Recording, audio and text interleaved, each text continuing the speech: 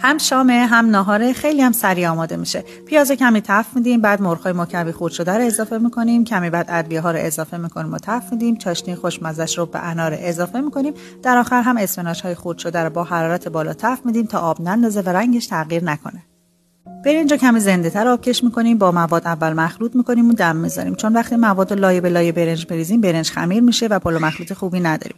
کف ظرف و تعدیق ماستی میریزیم، بعد از پلو و مواد میریزیم، با کره دم میکنیم. نگم از عطر و طعمش حتما امتحان کنید که خیلی خوشمزه است. هم شامه هم ناهاره، خیلی هم سریع آماده میشه. پیاز کمی تفت میدیم، بعد مرغ‌های مکعبی خرد شده رو اضافه میکنیم، کمی بعد ادویه ها رو اضافه میکنیم و تفت میدیم. چاشنی خوشمزه‌اش رو به انار اضافه میکنیم. در آخر هم اسفناج های خرد شده رو با حرارت بالا تفت میدیم تا آب نندازه و رنگش تغییر نکنه. برنج رو کمی زنده تر آبکش میکنیم، با مواد اول مخلوط میکنیم و دم میذاریم، چون وقتی مواد رو لایه به لایه برنج بریزیم برنج خمیر میشه و پلو مخلوط خوبی نداریم. کف ظرف و تعدیق ماستی میریزیم، بعد از پلو و مواد میریزیم، با کره دم میکنیم. نگم از عطر و طعمش حتما امتحان کنید که خیلی خوشمزه است.